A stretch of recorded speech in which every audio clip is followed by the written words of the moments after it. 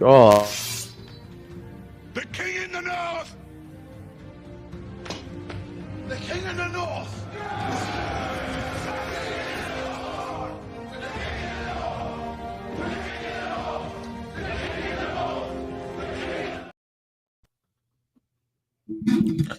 Yo, once again, we're back. Like, share, subscribe. Now let's just get into it. So we all know what happened yesterday. we saw it, and it was I think yesterday was the real reality check. Like, oh yeah. all right, Yep. these dudes had 2 weeks to prepare, and Oh it looks yeah. like this. Oh yeah.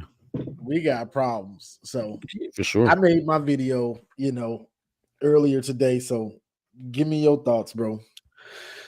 First of all, thanks again for bringing me on as always. No, make sure to do that. Appreciate the audience. Sheesh, where to start, man? I text you last night. It's some things you don't want to be right about. Mhm. Some things you just did not want to see actually come to fruition. I felt with the move to Tuttle, it signaled two things. And I've been on this horse for a while now, but it signaled to me that not only that we have a play caller at the moment, and I don't know if that'll be our play caller moving forward. If somebody else wants their job, he probably won't be. But the guy we got calling the plays right now needs to be comfortable. That means personnel wise, that means snap count wise, that means situationally. Anything out of the ordinary, anything that takes an adjustment, a change of thought, a break from philosophy for any reason is not within his wheelhouse. We talking about a coach right now. We're not talking about players, right? Which is a whole nother discussion.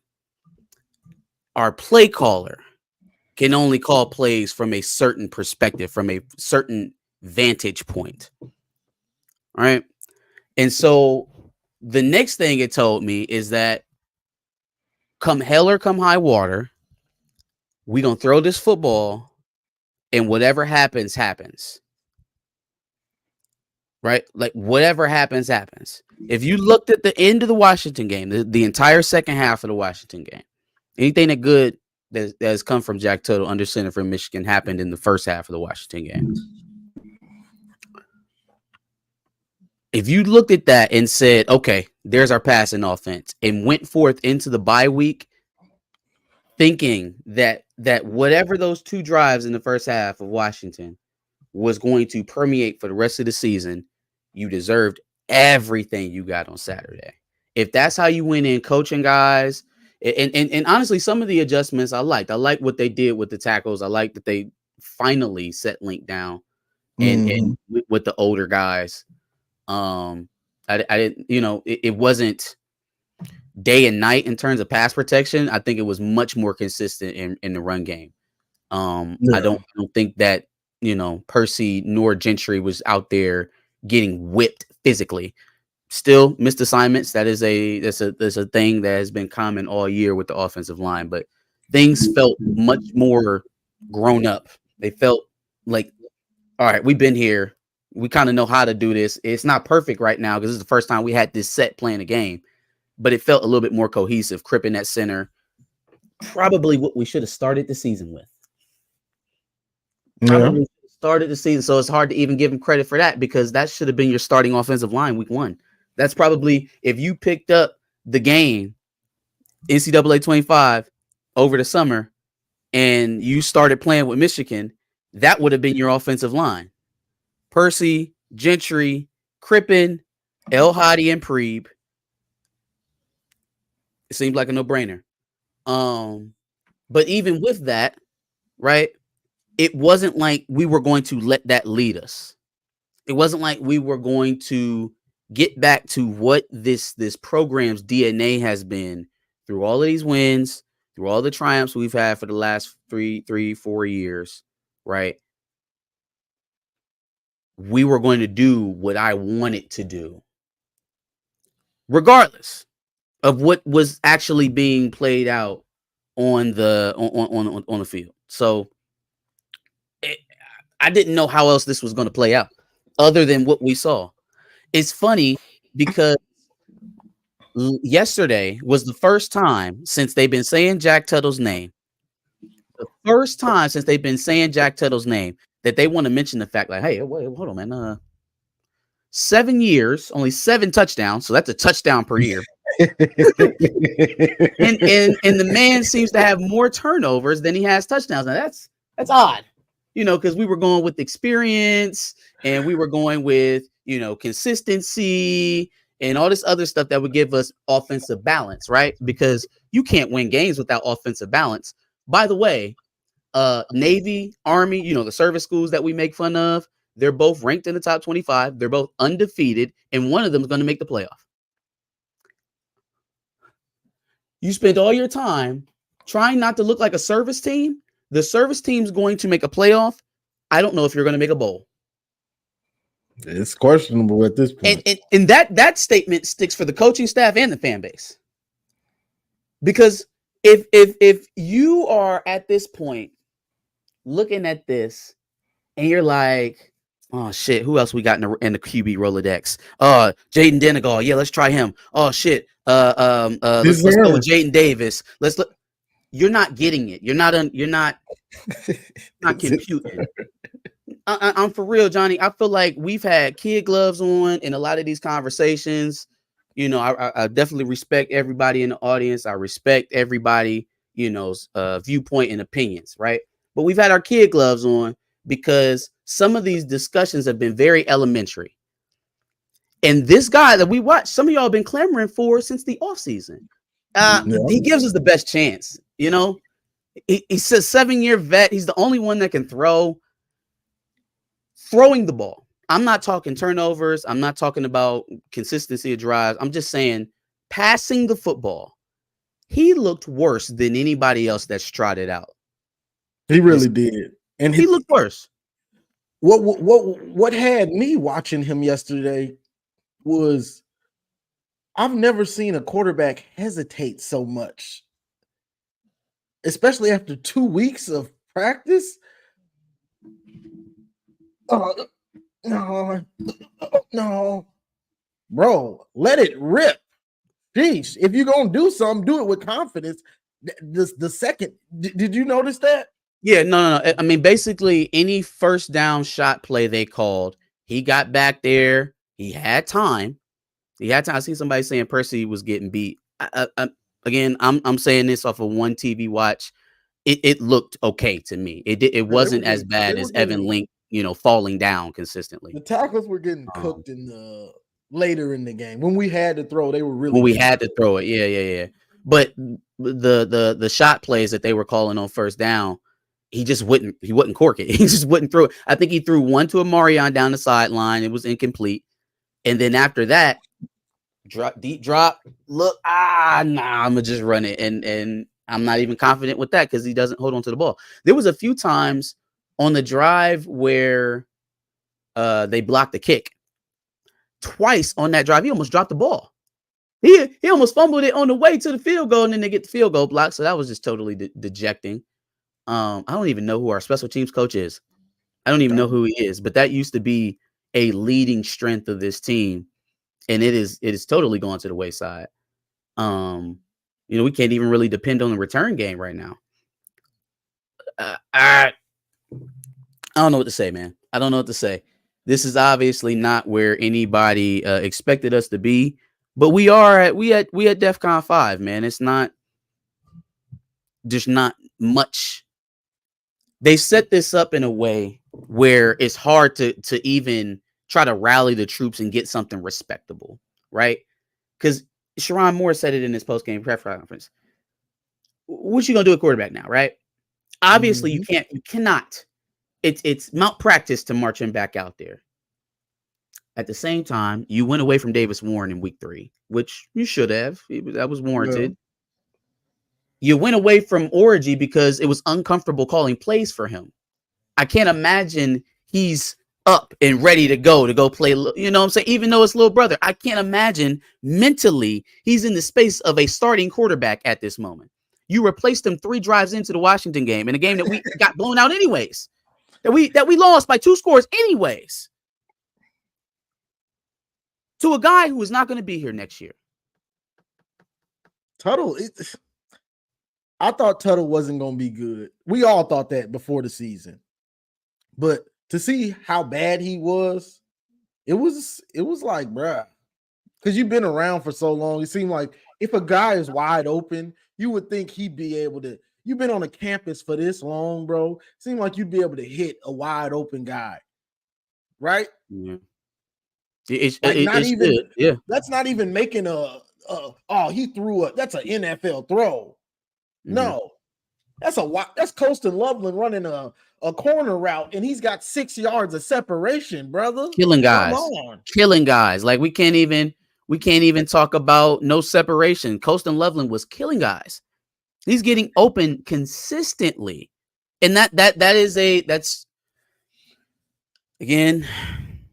You would like to use that more situationally if we know that he's getting open that easily for play action, right? Lean into the run game. I heard you talking yesterday on your analysis about Khalil, right? What's going on with Alfred? Like 1 week where it's like he doesn't know who to feed. He don't know who to get the ball to. 1 week, one running back doing good, then he's sitting on the bench. Then the other running back doing good, he's sitting on the bench. It should be Khalil starting the game either way, because Khalil makes defenders contact shy. He makes them. Are you saying home? He didn't travel home with them, Jay Marion? I've been hearing that he didn't travel with the team at all. That's what I've been at hearing. The game. He was at the game. That's what somebody, my boy Ike, shout out to Ike, told he me. He was sitting behind. I caught him on the TV broadcast. He was behind Chiron a couple of times. I did see him with a helmet on, but maybe he didn't go home. I don't know. Gotcha. But what was we talking about? We was talking about the running backs. Yeah. Why is this such a hard thing, man? Let Khalil set the tone.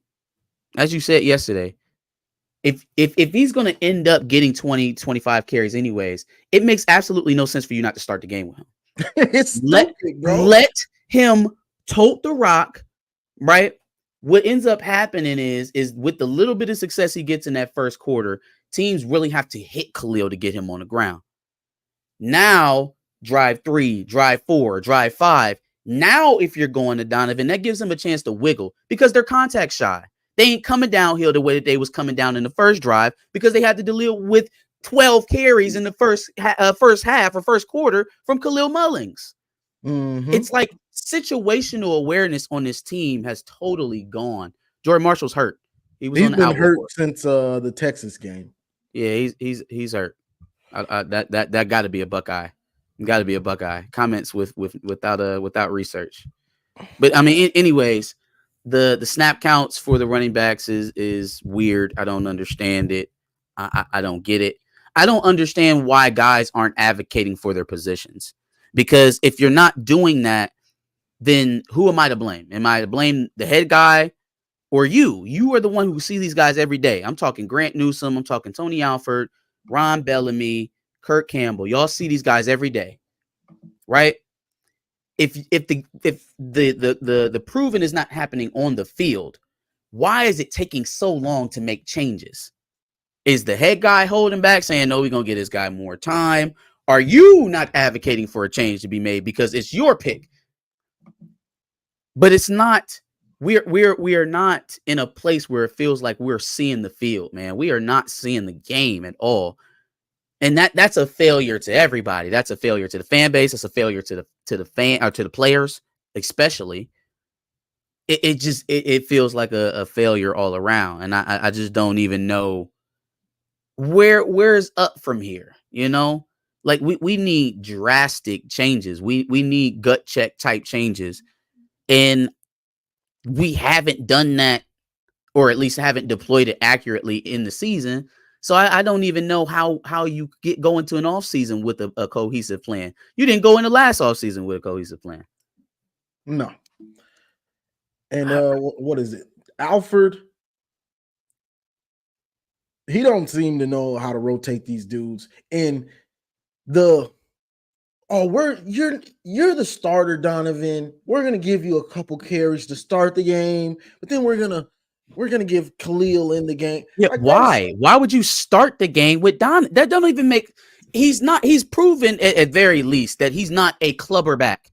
This offense needs to move people out of the way. It's again, I'm not trying to be no Monday morning armchair coach. I swear to God, I'm not. But everything in my football being tells me run the ball, run it until it hurts. And if you don't pick up a first down, light a fire under Tommy Doman's ass and kick the ball 30 yards at least, right? We haven't even gotten that down because the focus has been, let's get our offensive balance going. Let's get the right receiver. Man, what is going on? Who have you turned into? During bro, and this is what made me so hot, and this is what has me hot about this year. I got videos in the offseason saying what this team should be. And it turns out it looks like this is exactly what it should be. Not what it could, what it should be. A running team. We're going to run the ball. We don't have great receivers. We got a good, maybe great tight end, and a good, maybe great defense. Well, it's good right now. We know that it's just good somewhat. Mm-hmm. Run the rock. We knew we had Khalil. We knew we had Donovan. Run the rock. Play field position, ball control with Orji. That's why we all expected Orji to be the starter.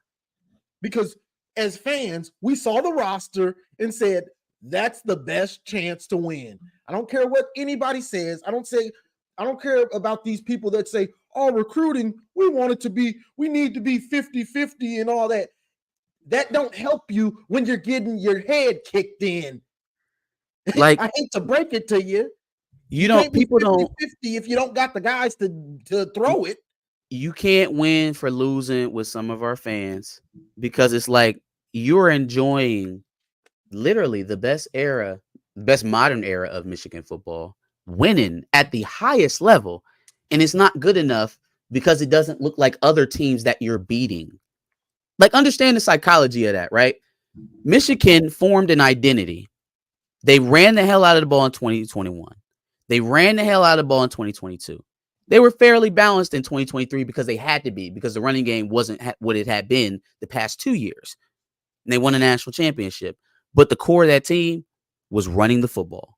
That's what beat Alabama. That's what beat Washington in the playoffs, running the ball. And we are so enamored with the lights and the glam and the recruiting rankings of other programs that we would forsake that to try to be more like people we were more successful than. And again, seems to have an odd symbiosis here, fan base and coaching staff. It's weird. The turnovers, they're looking defeated after the turnovers because they know, especially if it's on the other side of the field. On the other side of the field. Like, I can't have that opportunity. Oh, here we go again. Yeah, like it's tough, man. Then you giving them the ball back at the 35. And most of the fact that we were only down 13-7 at half was a miracle. Miracle. And that's why I didn't blame Wink.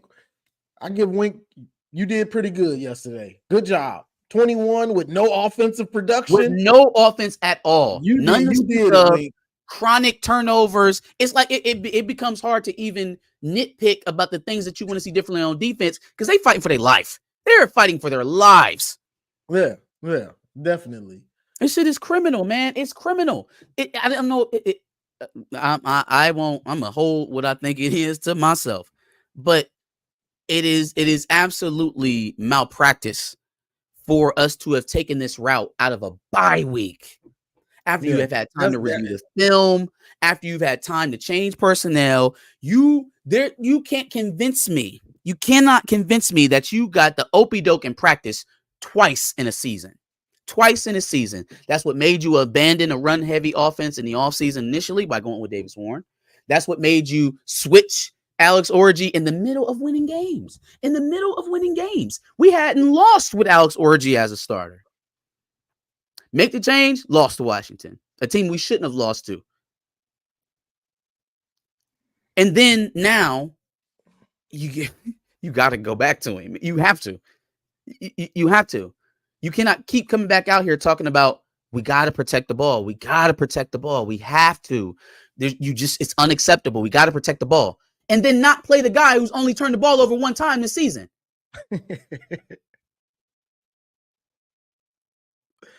That's like, come on, man. Some of this stuff is elementary. Some of this stuff is basic. And that's why, because people don't understand. They're not understanding the full grasp of the football game. The margin for error for Michigan is this small. It's super small. So you can't afford your quarterback throwing interceptions. Yeah, he throws. He has a good throw. Then you can't afford him turning it over. Whether he fumbles, whether he throws interceptions, you can't afford it. So the best chance you have is the guy that, yeah, he's not a great thrower, but he doesn't turn it over. We can't afford turnovers.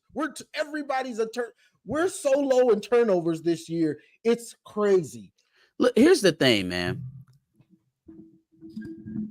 You don't need a perfect player at the quarterback position to win, right? And there are so many teams around the country who are not playing at the level that we're playing at. We're not playing Big Ten ball week in, week out, that have far less talented passers, players, athletes at the position, who are doing so much better with what they have. There are 2 stars out here playing college football more proficiently than what we are doing, what we're getting from our quarterback position. This cannot be just a personnel problem. Last night, Kirk Campbell tries to get cute in crucial situations after we got a break. Okay, great example, Devin. Great example. I'm gonna pull up. I'm going to talk about exactly what you're talking about right now. So 4th and 18, we get a miracle. Get an absolute miracle. Colston Loveland on the back shoulder throw. 4th and 18, picks it up. So now we in the red zone. What would be your next call, Johnny? You in red zone, 1st and 10. What's gonna be your next call on 1st and 10? After Tuttle then already turned it over three times. One was erased, or 2 times. One got erased, but he had to fumble, and then we really saw him throw a bad pick. So what would be your next play call? I'm running that rock. The problem the problem that I see with running it is, well, I don't see the problem. What I see in Kirk Campbell, bro, you don't see tosses, you don't see stretch plays, you don't see screens, you don't see draws. Where's the creativity? He's not create, but that's not what they're spending their time. We see where they're spending their time on. We see what they're spending their time on, what they tried to do. Passing the ball belligerently. Even though they don't have it. Again, you throwing and you got a miracle on 4th and 18. You come up 1st and 10 inside the 20 and you don't put the ball on the ground.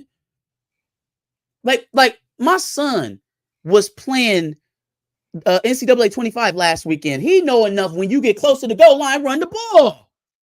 He knows enough to put the ball in the big guy's stomach and let him take it closer to the goal line. What I'm not going to do is continue to put these plays on Jack Tuttle's plate that he has shown me for 2 weeks now, for 3 straight halves, that he is incapable of doing. After he throws to the robber, right, and he doesn't even have to go laterally at all. That man didn't go left or right, not a single yard. He was at 10 at the snap. He went to 7 and stood. And Jack Tuttle put it in his stomach. He never saw him. That pick was horrible. He never saw him. Why are you continuing to do shit with him that you never even gave Alex Orji a chance to do? This is crazy, yo. Tuttle plays like it's like they're playing against air. he playing like it's on air, bro. Like, bro, are you even looking? Oh my The dudes goodness. in the other jerseys, you have to be aware of them. Like, let me read these super chats, bro, and then I'm gonna bring Go up ahead. Yeah, Michigan absolutely. man. For sure. Oh boy. Appreciate the $5. Troy Richardson. He says more. We worked on fundamentals this week. Me, just put the fries in the bag, bro. Hey, he getting to that point, bro, because you hired this staff. So it's on you. Yeah. Devin Swilly, appreciate the $5. Says I was saying on May's Madman stream last night that Kirk Campbell tries to get cute in crucial situations, i.e., after we get a break on that 4th and 18. And Marcus was just touching on that. Yep, sure. Cool Moet, appreciate the $10. He said more offensive coaching staff aren't any good. That's where he's falling short at the head coaching position. That's a fact. And the thing about that is we don't know if he knows how to evaluate good coaches yet. We really don't know that. You know, somebody might have to help him to hire the staff if he stays around. The reality of it is that this is something, unfortunately, that even took Harbaugh a while to do, is getting the right guys in positions for him not to have to plug so many holes, right? Putting guys in position. Yeah. Well, yeah, he was. He was too loyal to his guys, and I'm hoping that's not a mistake that Chiron repeats, right? Because there are obvious upgrades that need to happen on this team. We need a special teams coordinator that has aspirations of being a head coach. Because if that guy isn't planning on not being a special teams coordinator in the next 2 years, you get what you got going on. I can't remember the guy's name. I think it's JB something. But you can tell by the way the players run on kickoff and punt, the way that the ball is getting kicked in both the punting and the field goal game, that the attention to detail in the special teams game has fallen off a cliff. And that's sad because everybody that knows football knows special teams is always crucial. And it was a difference maker for Michigan in a lot of key games. Field position, being able to flip the field with your punter, being able to get JB Brown. Yeah, JB Brown needs to be evaluated. That's the easiest way I can say it. He needs to be evaluated. Yeah, flipping the field, getting easy points with Moody and who was other who was before Jake Moody that we had? Harbaugh spent the night at his house. Knuckleball Nordine, right? But Nordine would put points on the board for you, right? Mm-hmm. You have to be cognizant as a play caller, like, all right, we struggle in the red zone, we struggle sustaining drives. We may actually be playing for 3 in some of these situations. Let me not screw the pooch and do something that would turn the ball over, like trying to go play action with only 20 yards to go and giving him a timing throw in which he hasn't been on time all day. Yeah, and that play action, that little play, the one that they've been running for Orji, and it's been, bro, like, come on, you got to come with another wrinkle or something. You come on now, you running that play. You're right. By now, since we've run that play in so many different parts of the season, we started the season with it, then we hit USC with it.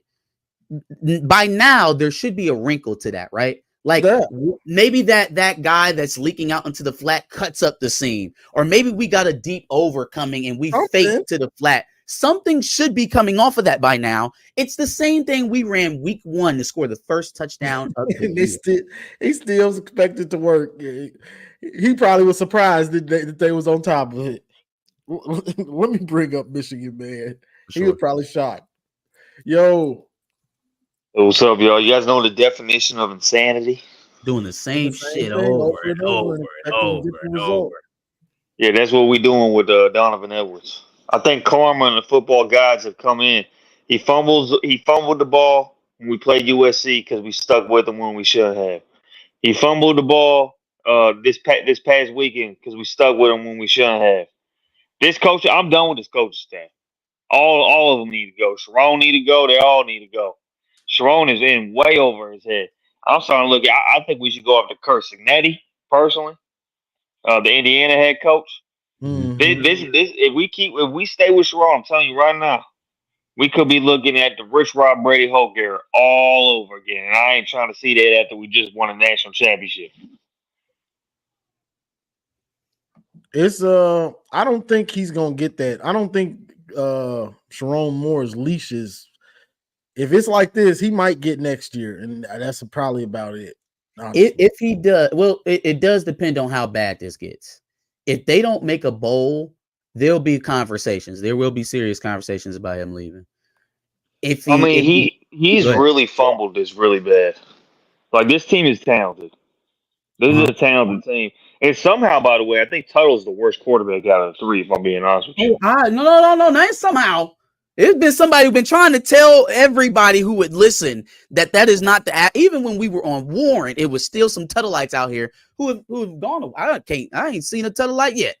I ain't seen a. I'm my bad. I was wrong, man. Where did y'all go? All the quarterbacks got a little fan base to them. Yeah, sure. I was gonna say, but the Tuttleites got up out of here quick. They was Tuttle's the worst one, man. Go ahead, bro. He got a noodle arm. He's actually even more inaccurate.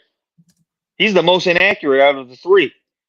I mean, did you see how many passes he was dirting and throwing behind and throwing way too front, throwing way too low? Yeah. The first slant pass of the game was probably the worst pass I had seen all year. I don't know where he was throwing the ball. He was aiming for the slant, but it looked like he was throwing out. I don't know where he was going with that. And then he got because he was fumbling it. Did you see how skittish he got? Yeah. In the pocket, he refused to run the ball after that. Yep. He would not run out of the pocket after that at all because he's fumbled it twice. He's turned over the ball 5 times. Really, it should be 6 if they didn't call that a holding, which I guess is a hold. I get it's a hold, but it would be 6 turnovers since he came into the game last week. And what did our head coach say the most important thing for the starting quarterback at Michigan to do? What did he say? Can anybody remember? Take care of the ball. Yeah. Take care of the football. Man, that's crazy. And Tuttle knows that you can't be turning the ball over. That's why he got all skittish and nervous. By the way, he's 25. Yeah, he's old as hell. So there's no excuse for him, really. So he knew. What I was going to say is, my bad. At that point, you got nothing to lose, bro. Yeah, just let it rip. I guess. Hey, it was getting to a point though where he's throwing inaccurate passes 3 yards past the line of scrimmage. He should have been benched towards the end of that game. Remember when Orji, his first play against his first throw against Fresno? Fresno, everybody was on his back, always in the dirt. And Turtle did the same thing. But several of them. It was bad, man. I was going to say about more though. It's coming out of a bye week, by the way. Yeah, no, that was terrible out of a bye. If he somehow salvages this, makes a bowl, like I'm talking 7, 6, 7, 8 at most. If that happens, what'll be the conversation most likely is that you have to make some drastic changes to your roster. I mean, to your not your roster, to your staff. Like you need to change some things up here offensively. I would think the conversation would be, and then my pipe dream comes in the draft. Now USC is the gift that just keeps on giving because somehow they fumble their life away versus Penn State and then lose to Maryland, which is messing up my future plans, bro. Like what is Lincoln Riley is the thorn in my ass that just won't go away. What you mean? Why's that? I got a pipe dream about somebody down in the DMV area coming to help us out with our offense. I don't want to speak his name up because I don't want to mess up the juju, but there's a situation. The stars are kind of aligning for that to be a possibility. The bottom is falling out in Maryland. We need a serious play caller, a serious offensive coordinator. And I feel like, somebody over that way. Yeah, but here's my thing, man. Chiron got to go.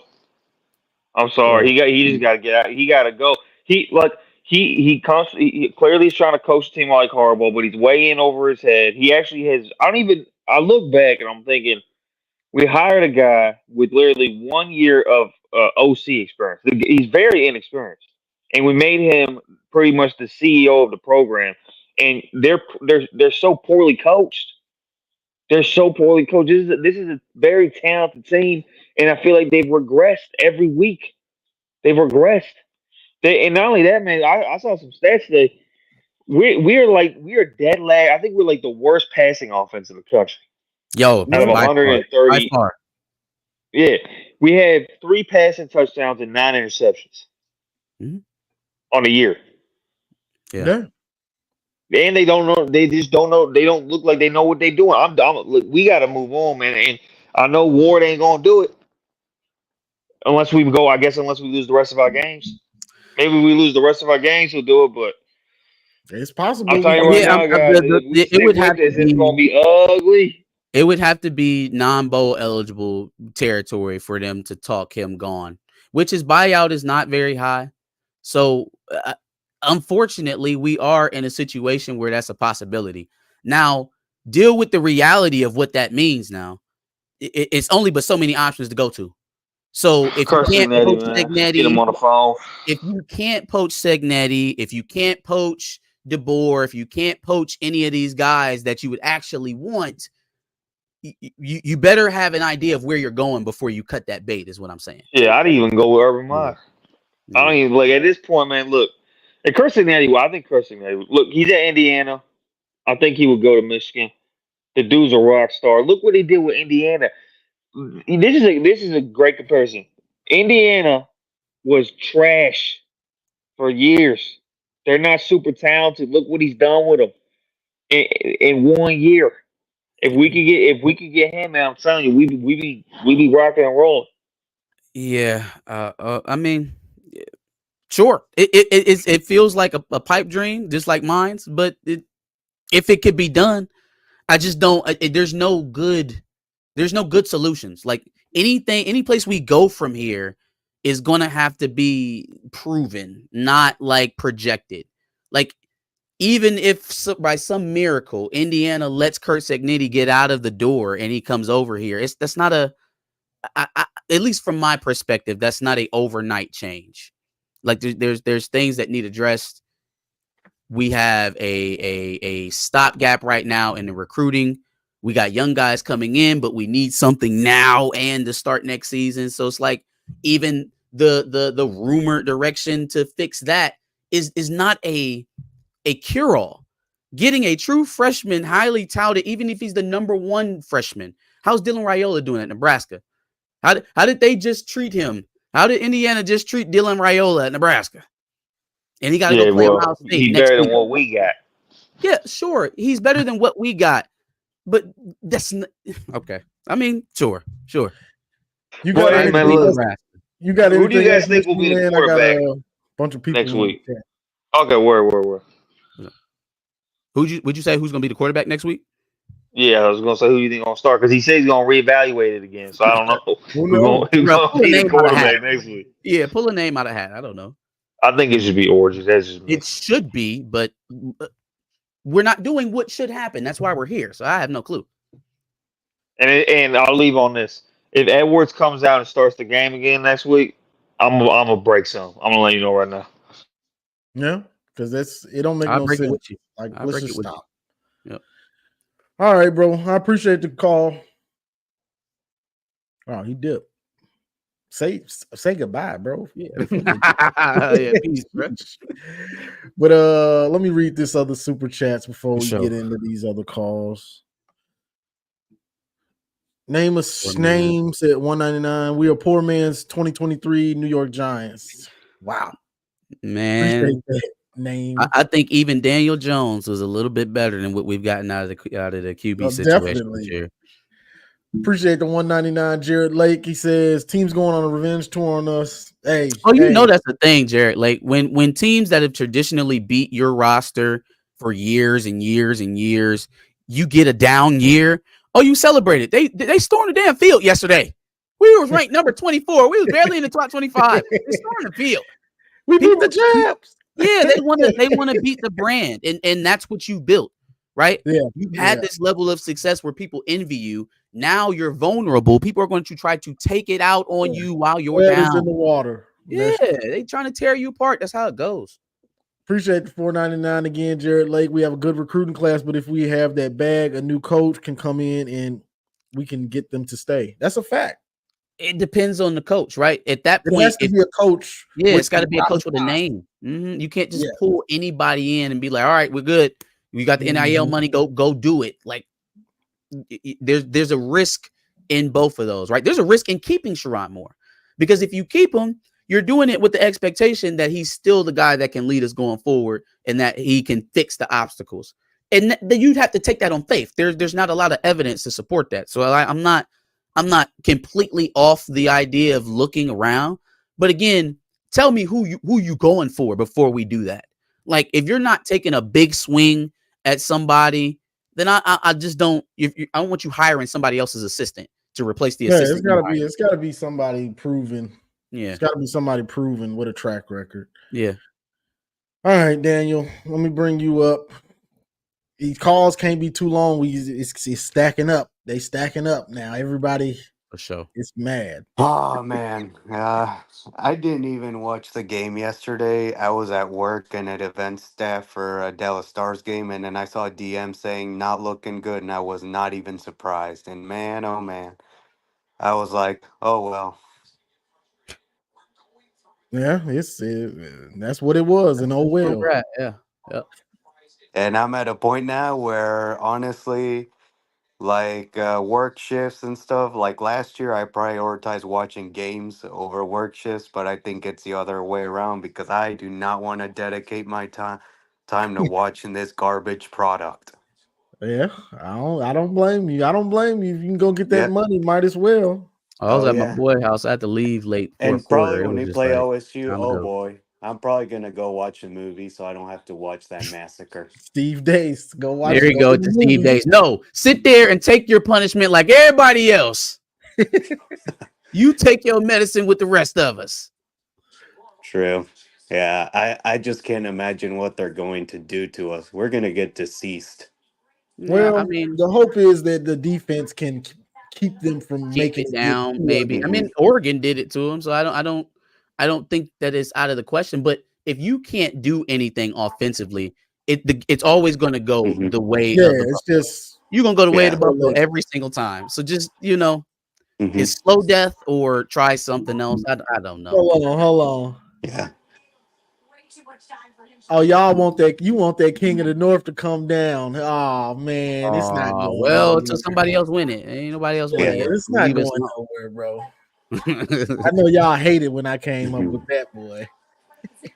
Uh, but yeah, like 2014, we were bad, but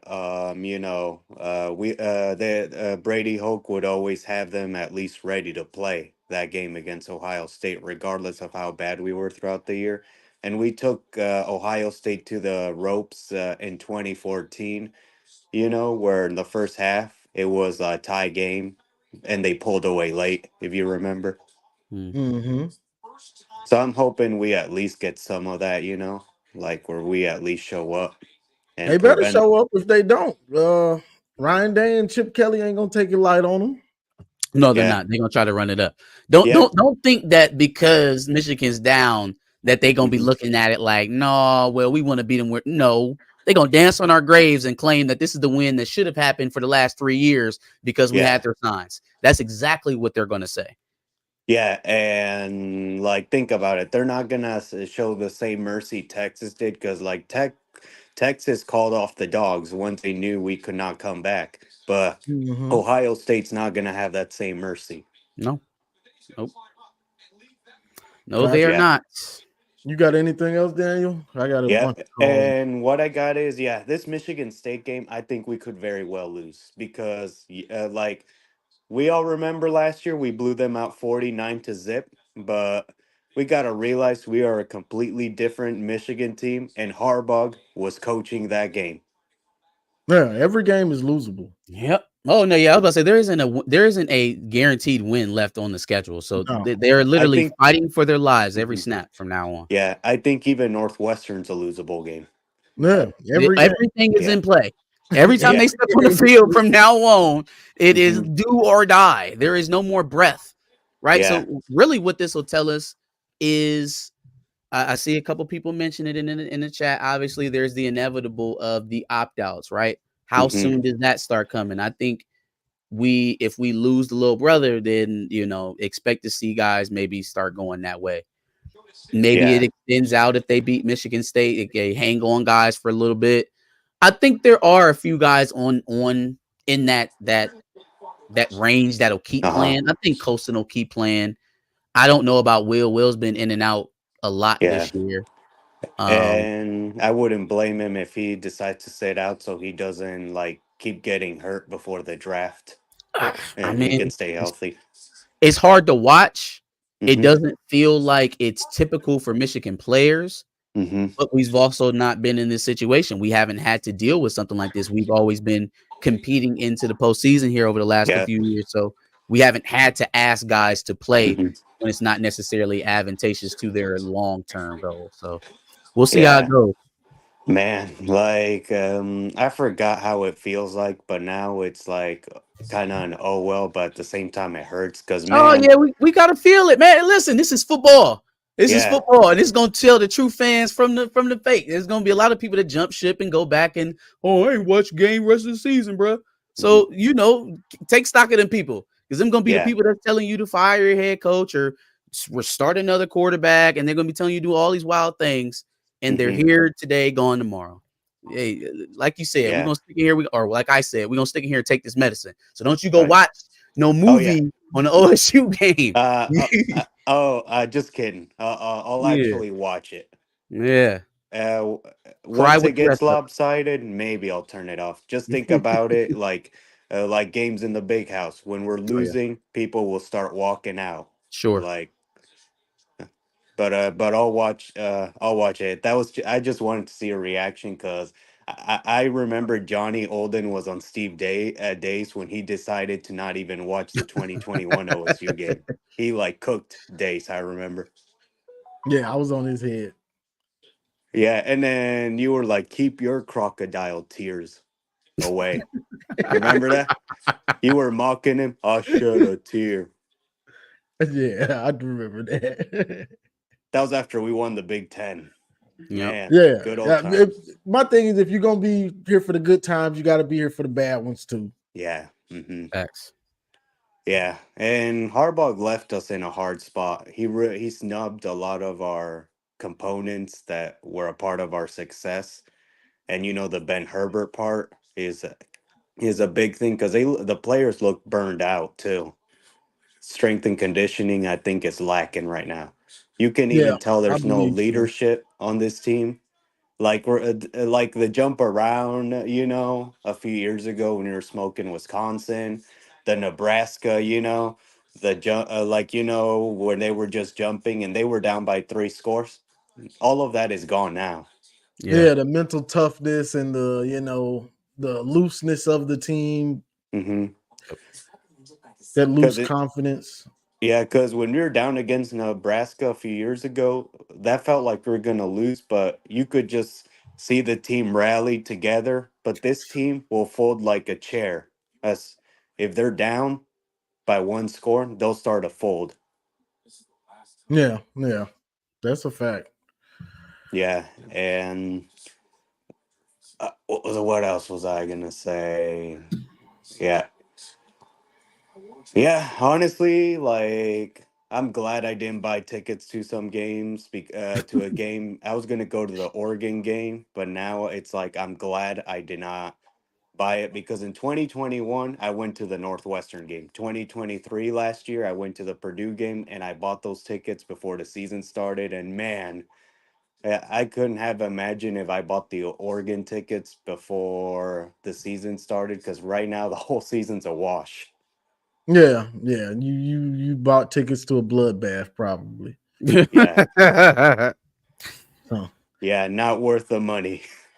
yes, sir. I Yep. appreciate it, Dan. Yeah. The calls are going crazy, so I gotta go and start All right. moving on. I appreciate you Anyways, calling, bro. go Have a blue good one, Daniel. Go blue. through the So, tough times and through the good times. Yes, sir. yes, sir. That is Daniel. He is been watching me for a long time. He's a good dude. For sure. Let's see.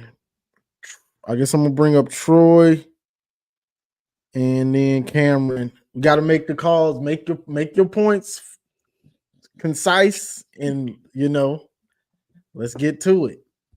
Yo, Hey man, what's up? What's up, man? what up, Troy?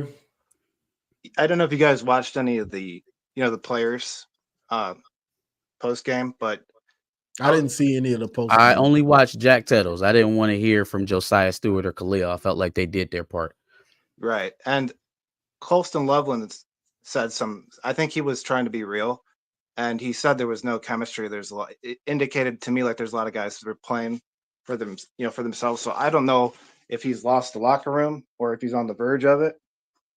But it's definitely what's been missing. Like last year, it was all about the next guy. Like, you're in the trenches. I'm going to do this for my brother. I don't see any of that this year. Yeah. Yeah, I did hear him talking about like the goals for the rest of the season and basically playing spoiler. I mean, it is what it is, man. Like that even the fact that it's not mathematically out of question, where we are as a team, that shouldn't be our focus. We haven't earned the right to try and posture like that's still our goal. We need to line up correctly. We need to run basic plays and execute. Talking about playoffs when you're not even a team that's really suited for that type of conversation is just you playing games. You're not being serious. So I don't mind him saying that. Now, in terms of the locker room stuff, it'll only show it on the field. We not in there. We can't talk to nobody. We can't see what's going on. But it'll show immediately on the field whether or not guys have tanked it in. I guess it's a blessing and a curse that we got Michigan State next week. Because now you have another kind of like stick to kind of put out in front of guys, like you using a rivalry to remotivate. But that only goes so far, right? If guys are going to tank it in, guys are going to start opting out. Now's the time. It's going to start happening in the next couple of weeks. So, I don't think we'll really need to wait around to hear from the players whether or not they've lost the locker room. We'll see it on the field. Yeah, and the only other point I kind of wanted to bring up is like, if Chiron, I don't want to say it, but they could end up losing to MSU, and I would say if that happens, then he needs to make a decision. Hey, we're going to have to I think Kirk Campbell's the first, and his staff. I mean, we got to get somebody in there. If Chiron doesn't do something, I don't know how much, and then continues because we just repeat the same thing. It's like Groundhog Day, same freaking nightmare every single week. It's like, yeah, we're working, got to execute. And then they come out there and old man Tuttle, I don't think the guy can throw left, man. He's just wild that way. I don't know if it's his injury, but scheme him to the right or whatever. I was hoping to see, they were running those end arounds. You got Tyler Morris out there. I think he took a bunch of snaps. Why don't you just run a double reverse or something? That's the fastest guy on the team, I think. And he's hardly touched the ball. They don't know how to scheme, set up things, and show something and then have a wrinkle off of it. They don't do that stuff. I remember and this was a while ago, but the later 2000s, the 2010s, there were some legitimately pedestrian offenses in the Big Ten. And they would move the ball on us even when we had good defenses if they had talent. And it was because of scheme, right? Mm-hmm. Michigan State comes to mind under Mark D'Antonio. Wisconsin, when Paul Chryst actually had something going on there, comes to mind. Pedestrian offense, not anything, not spreading you hash to hash, 10 personnel, nothing they're not going empty. They getting into 12 personnel. They getting into pro. They getting into double tights. They're doing very basic little league football type stuff, but they're executing at a high level, and that's what really propelled the league until Urban Meyer turned that shit on its whole head and started running spread. But it's possible to do. It is possible to do. It's been done before. You just have to be competent. And I feel like there's a lot of incompetencies on this coaching staff from the offensive perspective. You're right. He does have to make some swinging changes because that is really the only thing that he has to go off of. I feel like to combat the narrative, to combat the critics, is that the potential of change, right? All right. Went about it one way. It didn't work. I'm smart enough to know that I can go back to the drawing board and do it differently. That's got to be his pitch because he just doesn't have the currency, the social currency from the championship. It's spent. It's gone. It's gone. There's not going to be any more leeway given because of the championship. So, yeah, he's going to have to make some sweeping changes. Okay, final thought. Tell me if this sounds crazy. They lose a lot. They lose out. I think maybe they beat Northwestern. They hire Brian Kelly. They get Bryce Underwood and all those receivers come to Michigan. I mean, again, look, this Twilight Zone. Yeah, Twilight Zone, definitely Twilight Zone. But let's say it works out, right? Let's say it works out. We get Brian Kelly up here as our head coach with Bryce Underwood. We are restarting the program, but we're restarting it with a very talented freshman. What's our level of expectation? We expect Brian Kelly to start beating Ryan Day and Dan Lanning and Cignetti. That name specifically. I'm not saying no coach can do it, but do you have that much faith in Brian Kelly to compete with what we have on the coaching landscape in the conference currently? Yeah, they got that would be my question. If we're going to take that big Brian Kelly, is he that much better than Dan Lanning, Ryan Day, Kurt Cignetti, Shiano, all the Ferens, all the coaches he's gonna have to line up against? You trust Brian Ferentz? I mean, not Brian Ferentz. Jesus Christ, I'm all over the place. Brian Kelly, that much? He doesn't win all the big games. There's just a lot of rumors. He's kind of like the Ryan Day. He doesn't win, the big ones, but right. There was the rumors that he wanted. There was talks with him last year. I know that they kind of wanted Chiron, and we all kind of thought that was a good fit to keep things going. But he wanted to coach the team. I think he was interested, and it's just now they're trying to get Underwood. All this talk about Underwood. Is he going to come to Michigan? Is he going to stay at LSU? So it's just kind of interesting how some of this stuff comes out. And the interesting thing about Underwood is that the only reason why Michigan was still in the conversation in his recruitment before he went to LSU was because of the change from Weiss to Kirk Campbell. I think the guy is proven himself as a recruiter. Obviously, Carter Smith, Brady Hart coming in here in the next 2 years, Jaden Davis. But as a position coach full time and as a play caller for the first time this year, it has come up woefully underneath what we would have expected. So he's not there. If not totally firing, then you have to kind of neuter him the way that Ryan Day did Brian Hartline and just make him focus on his. Yeah, you're a coordinator of the, like you said, of the passing game. We're going to let somebody else coordinate the offense, though. We want to get an adult in there. But all right, man. I appreciate you bringing me up. I'll get up out of here so some other guys can jump on. I appreciate it, bro. Normally, I let people talk for longer, but it's just so many people. It's good. I don't want to hash over. We kind of all know what's going on, but I had some interesting things I didn't think anybody had said yet, so I wanted to jump in. For sure. Got you. I appreciate it, bro. All right. All right, we got Cameron. Come on down on We're Not Good this year. What up, guys? What's up, Cameron? What up, bro? So I didn't watch the game fully because I had other things going on, but I didn't miss much, I guess, right? Not too much. Yeah, so I don't know. The way I see the rest of this season is just an evaluation period for the team. Just the guys that want to play, they can see what they can do at any position. I don't really care whether it's quarterback or wide receiver, corner, O-line, whatever the case may be. I'm not looking at it as just like we got to win this game. Like if we won the game, cool.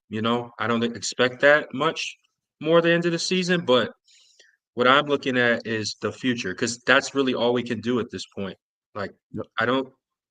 like y'all said, there's not really many more wins we can see on here that's like, oh yeah, they're for sure going to win that. Like nothing else is a given. So that's how I'm choosing to look at the rest of the season. And I just feel like I I was one of the few people that didn't want Chiron to be hired initially when we were searching for a coach. Not because I didn't think he could coach. I just like immediately, like I just thought he needed some experience actually like doing it before he get the job. Um, so my question to you guys is, who's like your dream hire that you could target for this team? And would things stay the same as they are in terms of schemes, or would you want to change some things? Like, what would it look like? Dream like pie in the sky. Nick Saban, Satan himself. Yeah. Satan himself. I You don't gonna know take how the that would best. ever work, but yeah, that would be. Or I like what Jay Marion just said in the chat, convincing Jesse Minter maybe to come back. But That's who I wanted when he we knew Harbaugh was leaving. That's who I wanted because I he knew. probably gonna be a head guy in the NFL though, pretty soon. No, He's gonna be a head guy in the NFL. That's who I wanted though. Yeah. If So not, it's gonna be hard to get him back. I like what Kirby does, bro. I like when he gets in the interviews, the aggression. I don't think you'd ever pull Kirby out of Georgia though. I know he said a dream. He said a dream. Can I dream? Right. Can I Yeah, dream? So what But would yeah, you guys keep it like the same and everything, or would you try to change some stuff? Like if he got hired, I think Saban would be closer to what Michigan's identity was prior to this year. Those guys are gonna keep things kind of the same because the Saban came up in the Big Ten. He's a Big Ten guy. People think that's a SEC football that he does. That's Big Ten football that he does. And Saban has won with what he's had. He's won with every quarterback from he's not stubborn. from Mac Jones to what was it? Ben Sims or Brian Sims or something like that? To Jalen Hurts to Tua. Like he's had a multitude of different type of quarterbacks. He doesn't need any one style of offensive play to depend on. He's a versatile coach, and college is the arena where he's had the majority of success in his career. If he ever played again or ever coached again, I think it would be in the college ranks. So that would be my. I don't know if he want to come out of retirement.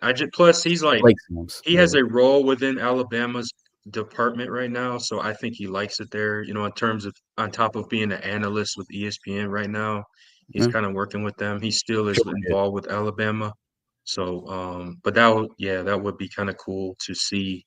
But do you guys think that Chiron is going to fire any of the staff before the end of the season? He better. Like realistically, he'd better. If he don't, he's gonna be on the way out fast because they're gonna hold him back. They're gonna hold his teams back, and you're the head coach, so it falls on you.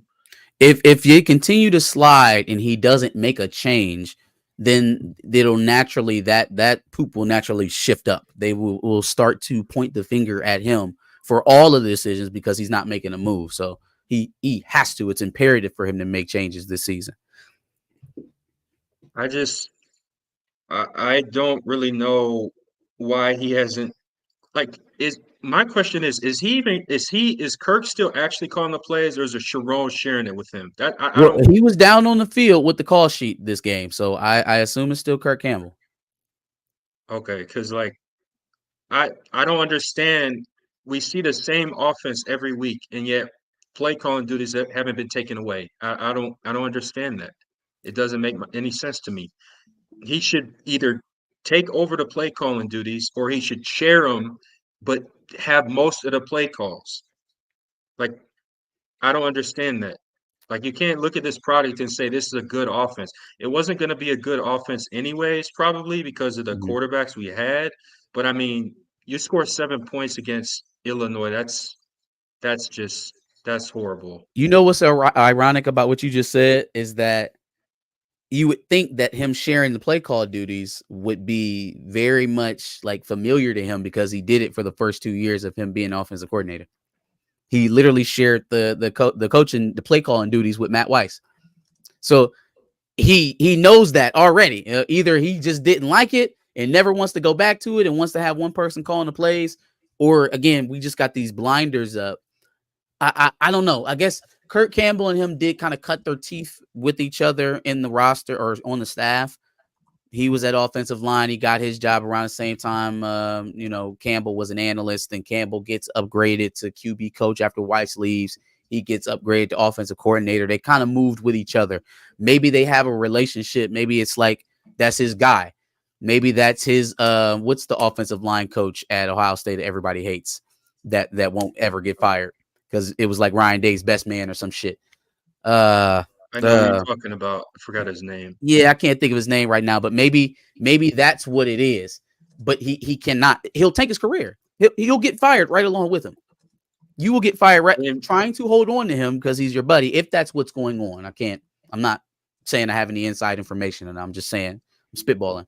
But if that's the case, that'll get him fired. So he has to make a change. I think he can do a lot of good right now, like going into Monday's press conference and being like, I'm going to be calling the plays for the rest of the season. That way, number one, you've assumed all the responsibility of the offense. I think it's the better play call already anyways, but now you can put him towards the back. People won't talk about Kirk Campbell as much anymore because he's not calling the plays. And then get an actual offensive coordinator in there in the offseason. That's probably his best move. If not, then he's just going to have to outright fire dude like the next time they lose. Yeah, and the most frustrating part about this, and then I'll get off, is we have a lot of talent on defense, and we're losing probably at least 2 first-round picks in the draft this year. So we're wasting talent. Like if Mason Graham and Will Johnson are first round, I'd say at least one of them are for sure first rounders, but we're losing like top day 1, day 2 at worst picks at least. And we don't have a way to generate any offense. That's what's most frustrating to me out of everything that's happened this year. It's like we're wasting a solid defense with guys that are going to play in the league probably for a long time. That's a fact. And it feels like the early Harbaugh years when we had Tariq Black and Nico Collins and all of that. We had like a million running backs, Chris Evans, Charbonnet, and Haskins. And we just had this like multitude of talent and didn't find a way to deploy it. And it wasn't until he got beat by, or it wasn't even getting beat. It was the COVID year. We went 2-4. He was on the ropes. Most of the people who want Ward Manuel going now was telling Ward Manuel to fire Jim Harbaugh. And he said, you know what? This is what I know. This is what won me at San Diego State. This is what won me games at Stanford. This is what won me games at San Francisco. I know I said I was going to have to be different in the college game, but this is what I know. So I'm going to just do what I know. And all of a sudden we were winning games. So it's not that complicated, man. It just has to do what was best for the team. And I don't think that was ever at the forefront. I think guys wanted to be right. And the last thing is Colston Loveland too. Like he's doing all he can. He's playing through injuries. We're wasting his talent as well. Yep. He could end up being the best tight end in the country, but he's not getting to show it because our offense is so bad. So sure. Yep. Yeah. But that's it from me, y'all.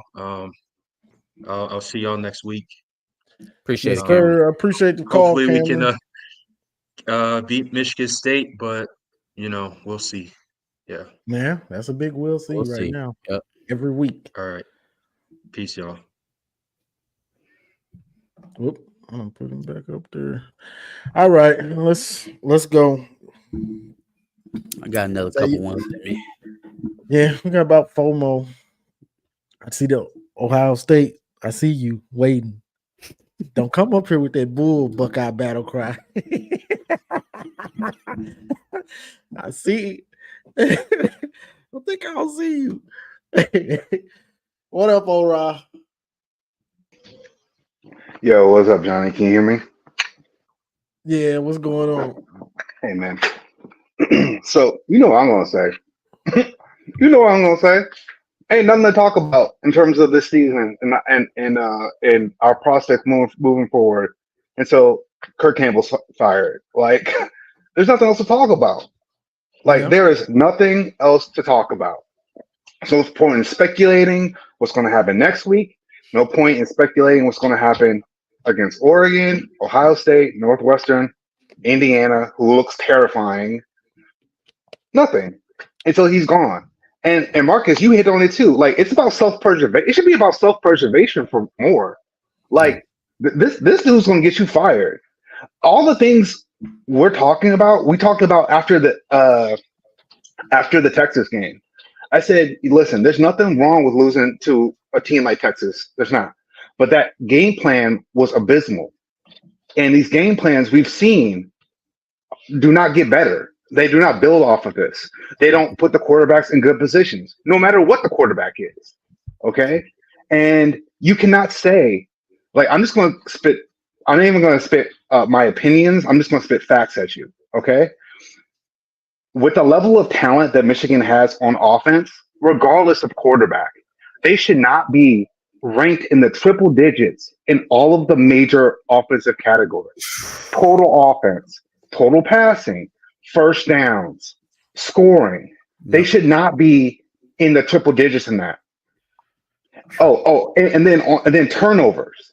Before yesterday, I don't have the stats after yesterday, but before yesterday, they were 15th in the country in turnovers, meaning that they gave up two turnovers a game.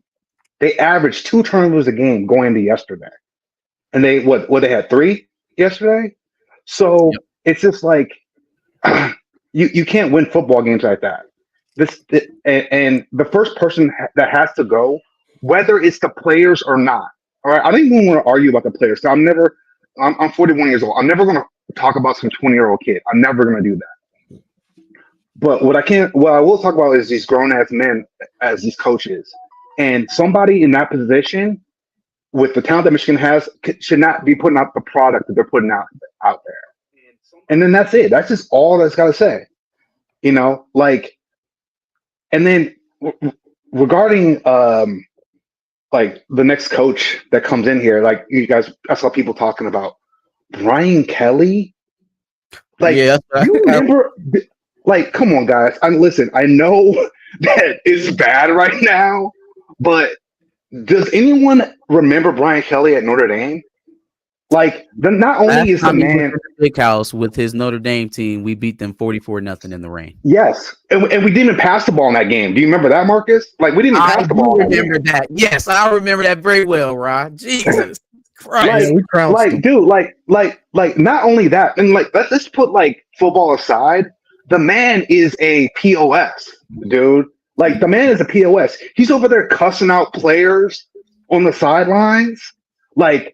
Yeah, all the Notre Dame beat writers and people close to the team, as soon as he left, was like, that man's a liar. Like, you can never trust him. He lied on day one.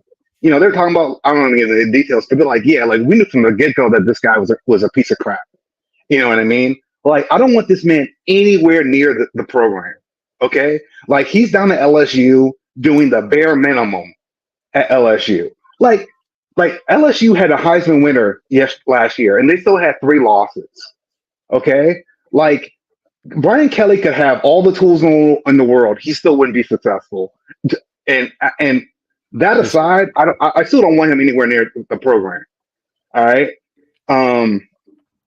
Jesse Minter has got to be the man. Like, it's got to be. I know the NFL is going to be calling for him even more now, but like, you have to just throw the bag at him. I mean, I said this after the 2022 game. Like, you have to keep a guy like that with that kind of football mind close to the program. And if you offer him, I don't know, $10 million, I don't know. They don't act like Michigan ain't got it. $10 million to come and be our head coach. Even if we have him for 5 years before he goes back to the NFL, that's 5 years well spent. That's $50 million well spent. I think to get him to forego an NFL job, which it's got to be around the corner for him, you would have to make he would have to want it, first of all. You don't even know if he wants to be a college head coach, and if he doesn't want it, then you got to pay him to want it. And now it's like, okay, I want Jesse Minter, Would Jesse Minter be a good head coach? I think so. Do I want to make Jesse Minter the highest head coach in college football to come back? You know the defense would the defense would be on point, okay? Because but let me just say this regarding what you're saying, Marcus. You know for sure the defense will be on point, and you can hire any Joe Schmo off the street to run a better offense than what Kirk Campbell's running. So I mean, it's all upside right now. It's all upside. like that's it, dude. Like, I don't care if Kirk Campbell rescues you from the jaws of death, Sharon Moore. Like, this man is going to lose you your job. He needs to make the move yesterday. He should have left him in Champaign. Okay? Like how Lane Kiffin got fired on the tarmac. Same. Like, I'm sorry. Like, how are you triple digits in total offense week 8, week 9, and still have a job? Like, the teams that are triple digits are like teams like Buffalo, Bowling Green. Like that's what you're falling down with. There's no way that knows at the idea of like running with the frequency of a service team, right? Like they kind of joked about it in some weekly pressers earlier in the season. Like, oh, we can't 30 yards a game. That's not sustainable. And I'm like, well, I remember in 2021 there was like 4 or 5 games that Kate McNamara threw for under 100 yards, and that was a fairly successful season. And now, like, you know why, Marcus? You know why, Marcus? Because you're a competent, rational individual and doesn't have the pride that these coaches have. Like, you're out here trying to run the 49ers offense with these guys who cannot run the 49ers offense. You had a mobile quarterback in Orji and refused to do anything mobile with him. You ran the same offense with him. And it's like, it's college football. Having a mobile quarterback should give you an advantage. That's only where mobile quarterback. Yeah, only Michigan, where you have a 6'3", 230 player and don't have any clue how to use them. Like, none. And that's what I'm talking about. Like, that's what I'm talking about. Like, all the rumors online about like Bryce Underwood, them throwing the bag at him. Like, oh, just stop for a second, okay? Because who's going to develop him? Kirk Campbell? There it is. He hasn't developed anybody. He didn't barely nobody develop JJ. All that JJ was a top 10 pick despite Kirk Campbell. Wild with it. That was the only real difference. Yeah. He was a top 10 pick despite Kirk Campbell. Yeah, okay? I agree. Yes, 100%. And so Eli says run the triple out with Orji, Mullins, and Edwards. Again, we are behind Army and Navy in total offense right now. Like the idea of being a service school and on offense, I would pay money for that right now. Navy's in the top 25. Yep. Did they win yesterday? I don't know, but I know yesterday they were in the top 25. I believe they won. Yeah, I believe they won. Okay. I mean, all right, listen, that's all I gotta say in terms of like the prospects going forward. Regarding the last week of the season, Buckeyes, I hate to spoil it for you, but no matter what happens that Saturday, it don't make up for the last 3 years. It don't make up for last year because that was your shot. You knew all the Stallion stuff was out. Y'all changed your signs and all this kind of stuff, and it still didn't matter. So that team that you could have beaten and proved us wrong, that moment has passed. Okay? JJ's not there. Quorum's not there. Harbaugh's not there. All right? At this point, you're fighting Ghost. You're playing Ghost. Okay? Those guys are not there. All right? Yeah. That's like like in soccer, I don't know if you guys ever watch soccer, but like when like Germany and England like playing, they bring up World War II and stuff like that. Like, nobody's around from that. Okay? like you're fighting Ghosts. You know what I mean? And so, yeah, y'all might beat us this year. You might not. But like, all that is a victory for this year. It don't make up for the last 3 years where we whooped you with Kate McNamara and whooped you in your own backyard, in your own stadium, and blew you out in front of everybody with the number 2 team in the country. You know, I mean, and then we beat y'all last year again, and then y'all went and lost again to Missouri. Okay, like you're gonna lose. You're not gonna win the national championship this year. You're just not good enough. I watched that Georgia game yesterday. You're not on that same level. You're not on the same level. Georgia and Texas will both whoop y'all. I'm laughing at Buckeye Battle Cry listening to this. I want him to hear it. I want you to hear it. I want you to hear it. I'm talking directly to all of them listening because they're coming in here trying to drink our tears, and you're not going to do it. Okay, like you're not going to win in that. Y'all can throw the whole bag at the whole roster. You're not going to. You're just not. First off, you're not tough enough. Okay, you're soft. Everyone see look how you were crying after that Oregon game. Y'all wanted to go ahead and change the rule book, climb to the NCAA just like you always do. And we know that you snitched. About Stallions. Okay? Y'all just like y'all are the Tennessee of the Big Ten. Y'all some snitches. Wow. Y'all some snitches. It's time to. I got brought on the show. I'm on the show. Turn on your camera. On the show, man. Y'all some Camera's snitches. on. Turn on your camera, you coward. What's up? Good What's job. up? How you enjoying 2024 season, dog? You got a comfort blanket? How are you? How are you enjoying 2024? How are you enjoying 2024? I love. Shoot, I'm laughing all the way back. I live in Ann Arbor. I know every Michigan fan. Dude, you don't live in Ann Arbor. If you lived in Ann Arbor, you'd be smarter than that. Ann Arbor Huron High School, class of 07, my dude. Oh, so you're a traitor. That's what you are. Okay. Okay, no. So you're a traitor. No, Family you're a traitor. roots. You live across the street from Michigan Stadium. You're a traitor. 2.5 miles. Michigan Stadium is away from my home, my present home. Okay. I actually went to many Michigan games growing up. I'm sure you did. My first game was an Ohio State game. The year we whooped your ass in the 90s. The only year we whooped your ass in the 90s. And you turn tail. I get it. You turn tail. Okay. Oh, yeah. So what do you got to say?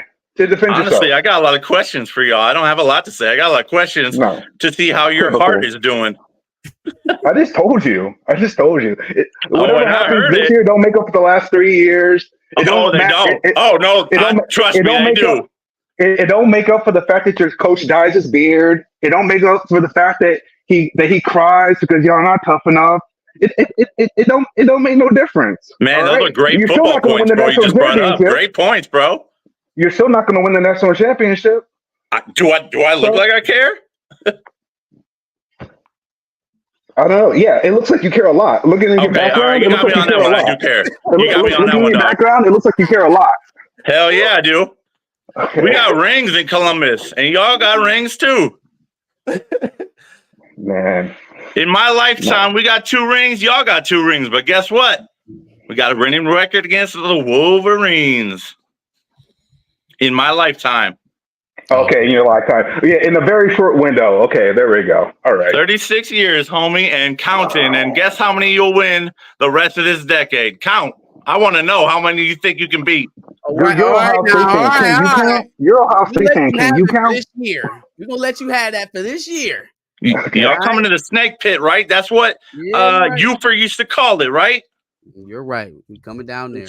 Or coming down here. I'm in Columbus. It's funny. You in Arbor. I'm in Columbus. Oh, that's funny. Mm-hmm. Yo. Okay, real talk. Let me just calm down a little bit. I wasn't even going to come with the smoke, but this dude brought the smoke out of me.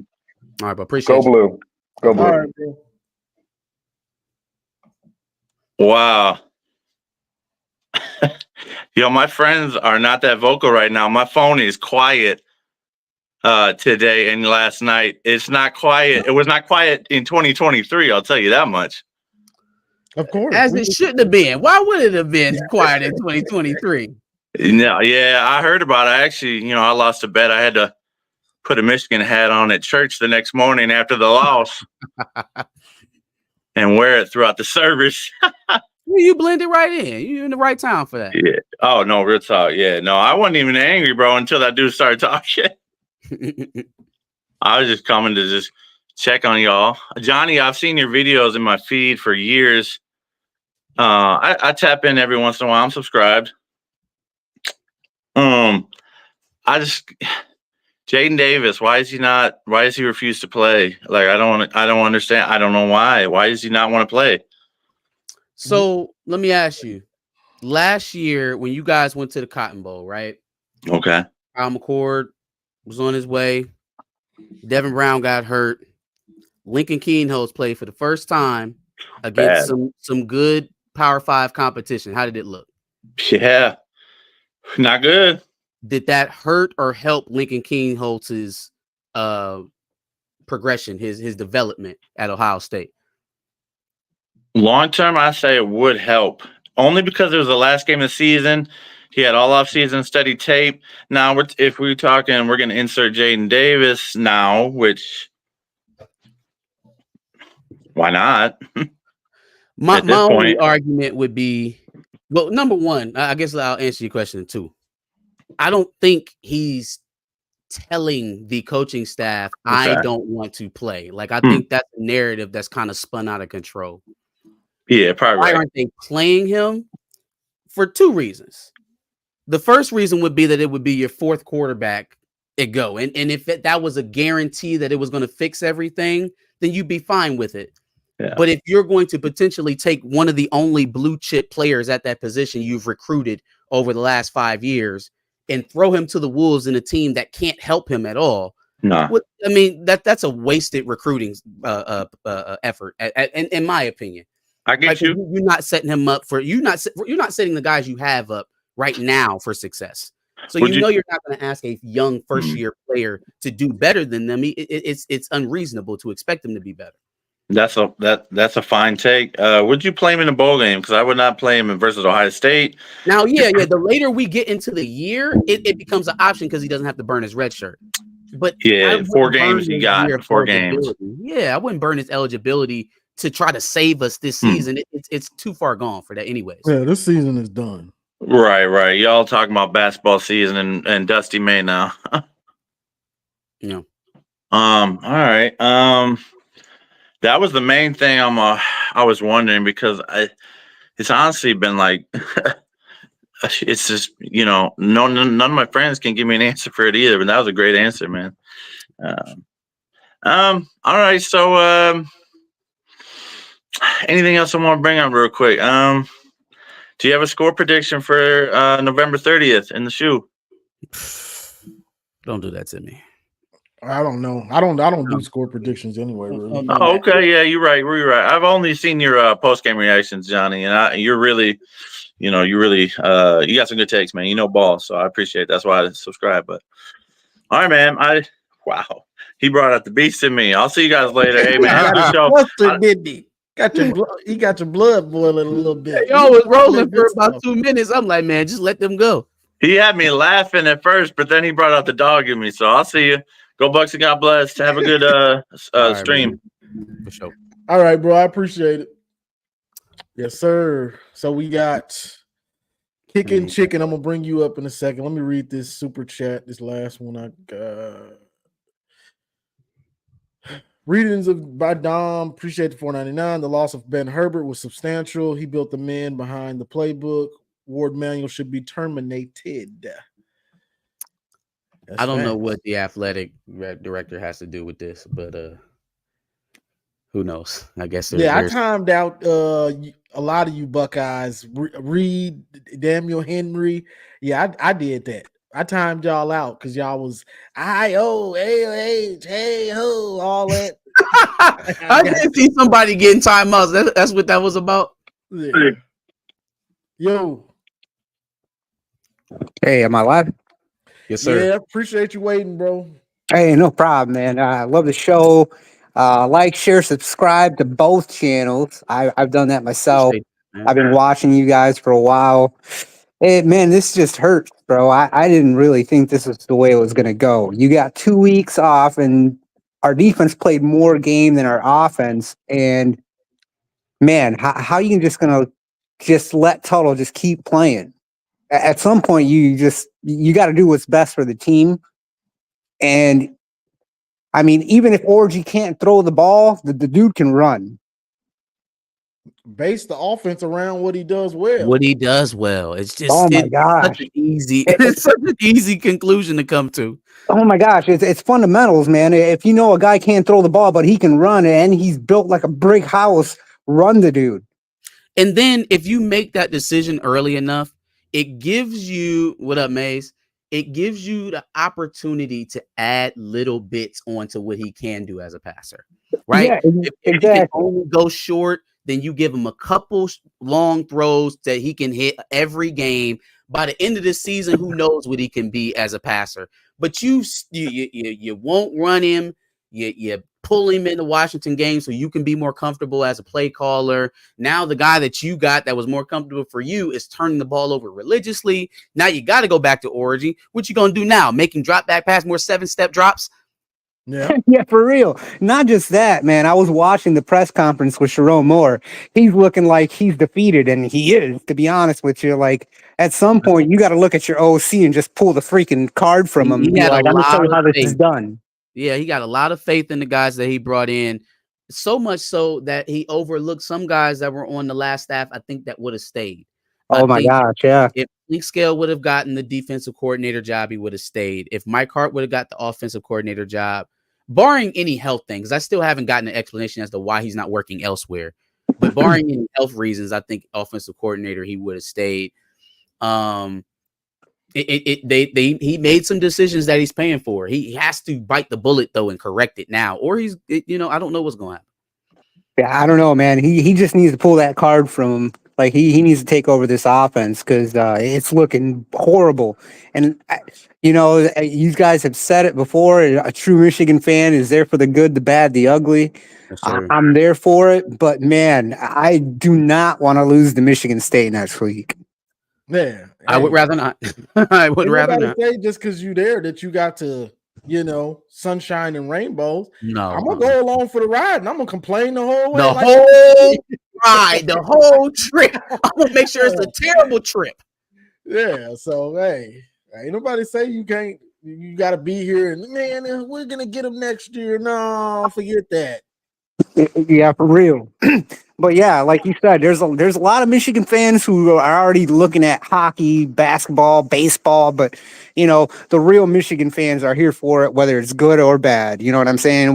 When it's bad, it's just because we all know what's wrong, and clearly no one's in that coaching staff is doing what they need to own up to it. Exactly. That's exactly. But yeah, I'm gonna go ahead and let you guys go, man. I appreciate you letting me get up on here. Absolutely, bro. Man, like I said, I don't want to lose to Michigan State next week, man. Yeah, we need that one, honestly. But hey, yeah. I guess if anything, man, I guess next week's our Super Bowl. You know what I mean? Cannot lose to Michigan State next week. Yeah. I mean, that's out of the last between them, Oregon, and OSU. I mean, Michigan State looks like the one that let's not lose to them. Let's not. No, dude, because that's really gonna hurt our recruiting, man. We lose to Michigan State. That's bad. Yeah. That's what. Hey, man, but go ahead, man. I'll let you guys go, man. Thank you for letting me hop on. And like I said, man, like, share, subscribe. Yes, sir. I appreciate it, man. bro. Think that's going to was that the last one? Nah, we got another one. Dom. I got a school. Let me see. You really don't. You just have to be really good at your run blocking. You know what I'm saying? Or play great defense and have somewhat of a great running game. I was about to say, bro, did we have a good passing offense in 2021? Iowa was just in the Big Ten championship last year. 2 out of the last 5 years they've been there because we beat them. But it's like they ain't had no passing offense. We ain't had no passing offense a few of them years. It's not the case. You need now. If you need to be efficient passing the ball, I agree with you. But it doesn't have to be prolific. You don't need to average for 200-300 yards a game. When you're then this is the thing about football, sports in general. When you can be lax in a part of the game, you just have to be really good in the other parts of the game. Yeah. So you can have a below average or an average passing game, but you need a great running game. You can have an average or below average offense, but you need a great defense. You get what I'm saying? Or you can have an average defense, but you have a great offense. Yeah. You know what I'm saying? So that's the thing about football. If you can be average or below average in an area, if you're great at other parts of the game. It's a fact. I'm gonna bring up Dom. This is the last one because I know I'm about fatigued. I bet Marcus is a little bit too. So let's go. All good. What up, Dom? Gentlemen, thank you for having me. Can you hear me okay? Yes, sir. I seen Maze Madman here in the chat. Big shout to the Maze Madman. I love his channel, and I discovered you, Johnny, from his channel. And I appreciate both you guys having me on. First time I've actually joined you guys live. I wanted to clarify on my comment about Ward Manuel and Ben Herbert. Ben Herbert, the strength and conditioning coach from 2018 through 2023. He wanted to stay. He wanted a 10-year contract, and Ward Manuel didn't give it to him. And when you look at that and you consider the university and Ward Manuel coming to Harbaugh in the 11th hour and trying to give him the contract that he wanted, in conjunction with the start of last year in the spring, Harbaugh and Ward Manuel weren't speaking to each other. They didn't talk to each other for over 6 months. It took Santo Ono to come in and mend that fence. And when you look at Harbaugh's departure and the key components of the coaching staff, in conjunction with the players that went to the NFL, Chiron Moore wasn't left with a whole lot in the cupboards, guys. And no, that's a fact. I really think that caller on M3 show says as well, how much time did Chiron really have to assess talent and so forth? Oh, no. With putting together a coaching staff. And the last thing I'd like to say is the coaching staff. I think that Chiron placed a lot of trust in people that were new to Michigan, new to the culture, which is dissipated. And he trusted them to do things the quote unquote Michigan way. And unfortunately, we're this far into the season, and those guys that come on board, Wink and Campbell in over his head, it's just not being done the Michigan way. And I think that if Ben Herbert would have stayed, at least the players would have been physically and mentally more tougher and disciplined than the product we're seeing this year. Yeah. So there's no question that Ben Herbert obviously would have had an impact over Justin Tresh. Justin Tresh has been working under Herbert for a number of years, but a protege is not the product, right? So obviously, naturally, there's going to be some sort of drop off there. What you were saying about Ward Manuel's role in, how the off season went, and then how subsequently they were able to build a roster off of it. Here's, I guess, kind of where I get into the weeds of it. As much as you can blame Ward Manuel for not presenting Harbaugh's ultimate contract to him at the time that he would have liked it, there's equal blame for Harbaugh for continuously making us do this every year, every offseason, stunting recruiting, stunting any other assets you can add to the program because there's a lack of commitment to stay here.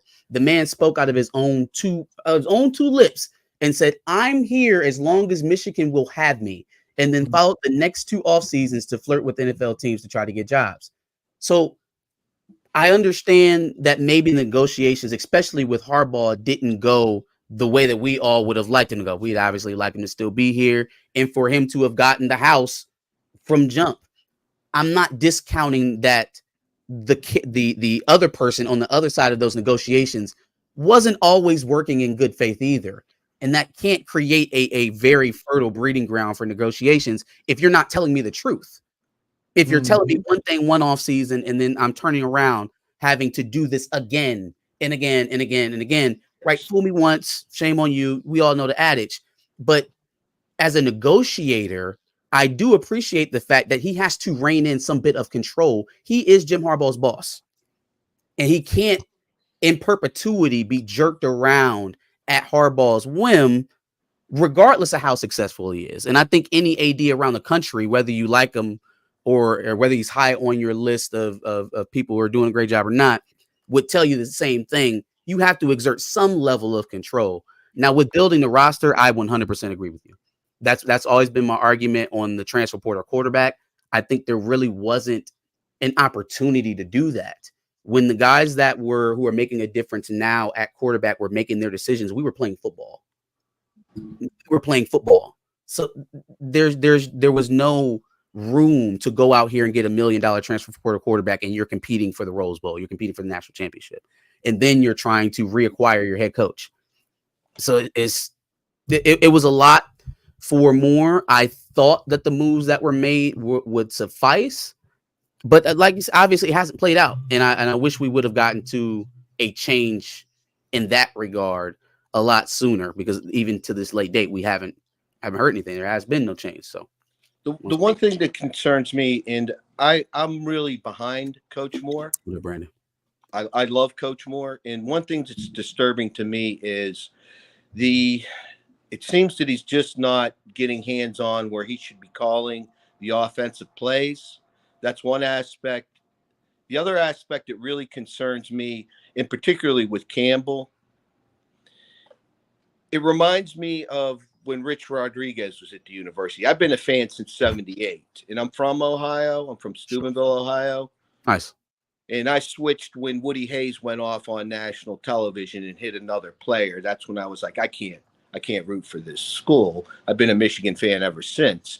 But it reminds me of Rich Rodriguez coming in with Lloyd Carr's talent and trying to run the offense that he was running at West Virginia.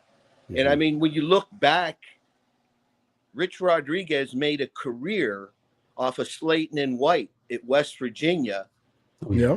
He hasn't done anything since. And it's that bullheadedness that we're going to run the offense from last year. Well, you don't have the talent that you had last year. Right. Exactly. So it baffled me when you guys said it earlier. You have a talent like Alex Orji. Okay, he might not be the quarterback we want him to be, but not to utilize him in some capacity is really asinine. Mm-hmm. Yeah. That's a fact. Yeah. And I hope that Moore, I said it on M3 show the other day, I hope that Moore, he needs to be his own hatchet man. And I don't know if he has it in him where he's going to need to tell Campbell at the end of this year, you're a good quarterback coach, but you're not offense coordinator material. You could stay as a quarterback coach, but you're not going to be our offense coordinator, because it's like you watched yesterday. They had Mullen should have started when he was in the game. They went downfield. They scored a touchdown, running the ball. And then it's like, okay, let's try this. That worked. Okay, let's try something different. Why are you not sticking with what works? I said the same thing. I was like, after we got it at 4th and 18, I looked at my partner. I was at his house. I said, if they throw the ball again here in the red zone, I'm going to throw my shoe. Chilla puts the ball right in the guy's gut, pulls it out, throws it late out on the wheel route, interception. I threw my damn shoe. I could not believe it. I could not believe what I was seeing. But yeah, I agree with everything you just said about the play calling, about the decision making, about the very honest conversations he's going to have.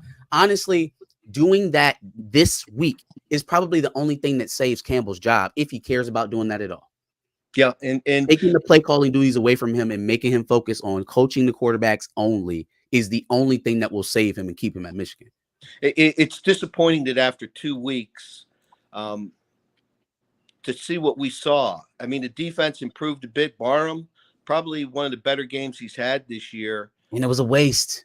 And I hated that. And we wasted it. And we didn't. It's like, did you guys do anything here? Because it didn't seem that way. So, gentlemen, I really appreciate the time. I'm just concerned because, like I said, longtime Michigan fan. I'll make you laugh before I go. Okay. I was in the 90s. I lived in New Jersey, and we went 11-13 against Ohio State. I went back to Ohio, and I lived in Columbus for 20 years, and we went 3-17, and they won 2 titles. Yeah. I left Ohio in 22, and I moved out to California, and we've beaten Ohio State 3 years in a row. And God, I don't want to go back to those 20 years that I experienced in Columbus, Ohio. It took long to get back to Michigan football, to just have it dissipate what seems to be overnight. It's hard to digest. Yeah, it is. Well, thank you guys very much. I really appreciate it. All right, bro. We appreciate coming in with the good takes and, knowing the history. Yeah, a little bit of history. Let me speak on this real quick, and then I'm gonna get off. We're gonna finish it up. They gave Orji design runs versus Washington. It didn't work. Enough. You're a liar. You're a liar. 18 plays, 3 rushes by Alex Orji, 2 of them improv runs. You either don't know what you're talking about or you're lying. I broke that shit down. Now I took the time to go back and rewatch and get the facts. You just got read the riot act for no reason. You didn't even have to take this L like that. You didn't have to do that. I don't know why everybody. The Tuttle. Okay, right now Tuttle's. Let's throw him away. It's over for him. Tuttle-like. It's a Tuttle-like right here. Right here. There's got to be a Tuttle-like. Is Greg a Tuttle-like? Got to be a Tuttle-like. Like Greg before we get on. 18 plays he got. He ran the ball 3 times, and 2 of those were off of passing plays.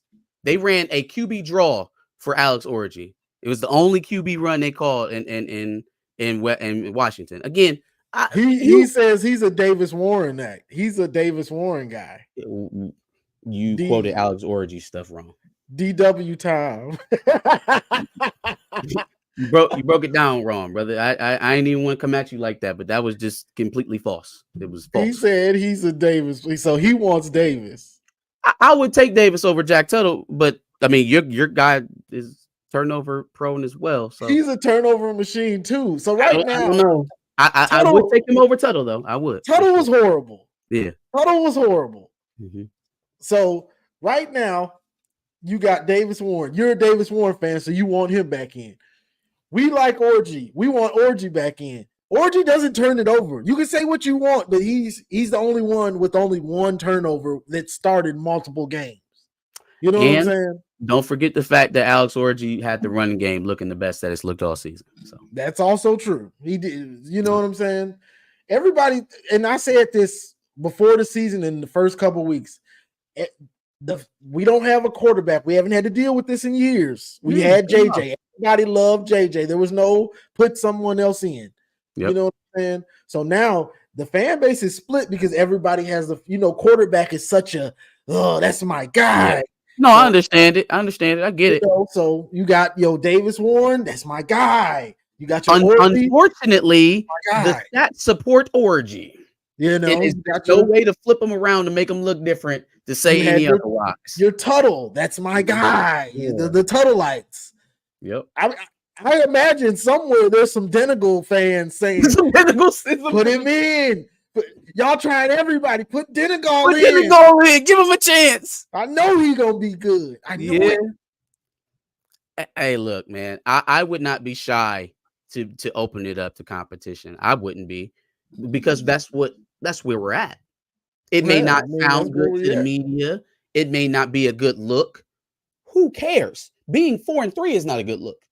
So yeah, open that thing up, see who does the best, and then play to whoever that person is, his skill set. Whoever that guy is, you play to his skill set. Yeah. We got one last gentlemen. What's good, man? What's going on, Mace? I'm sorry, I won't be long. I know that I came in here kind of last minute. But yeah, I wanted to piggyback off the quarterback conversation because, like my guy said, not a lot of love was shown to Alex Orji and all he did while he was in there was win the games, right? 2-0 as the starter. If you want to count that Washington, I'm not counting that for him because he played like 3% of that game, 2 drives, I think. So all Alex Orji did was win while he was in there. The fact that like this coaching staff is so enthralled with these other 2 guys who, listen, haven't necessarily blown they haven't blown anyone away with their ability to pass or lead this team. They give the ball to the other team at a rate that's, higher than me on the college football game right now. Because trying to complete passes on that game is ridiculous. But yeah, man. So I just think he didn't get a fair. I stand by that. I last week I was like, yo, I'm gonna just get behind Tuttle. That's the quarterback now. But when I was watching that game, bro, I was like, yo, ain't no way. He's not it. There's no way. This is the dude that they said in the offseason was better than everybody, whatever, right? Yeah. So I just wanted to kind of wallow in that kind of grief that we all are having about this quarterback situation when we had a guy who at the very least won the games. I don't know. I mean, I'm not saying it was because of him they won the games necessarily, but he wasn't in the way. Data shows that when he was in there as the starter, Michigan had W's. That's where I'm at with it, man. But I wanted to come up and say hi to both of you guys. Johnny, glad you back home safe and all of that. Yes, sir. Definitely support the Michigan community. Yes, sir. I appreciate it, bro. Yes, sir. I'm gonna hop down, man. All right, man. Appreciate you. But yeah, it would have been nice to see. It would have been nice to see what you call it, to have that 2 weeks to prep with a guy you've been winning with, what you wanted to have the offense built like. You know what I'm saying? Because on offense, we wasted 2 weeks. If we gonna be real, we wasted 2 weeks of offensive preparation with Tuttle. That's what they just did. Yes, they did. Time to not have to play anybody. What was accomplished? A little double reverse to Colston Loveland. Something they should have been. Something that should have been in the playbook since Kirby was running that with Brock Bowers. We should have been running that with Colston Loveland since the beginning of the season. Right? Like those quick speed reverses, they were using that as run control. That was basically an RPO play for them. They was getting 6-7 yards a chip off of that easy. You're running it out of desperation. Like it's a fourth quarter play call for you. He's in his fourth quarter play sheet in the first quarter because nothing else is working. So yeah, no, I stand by what May said. The number one thing you want a quarterback to do, number one, is win the game.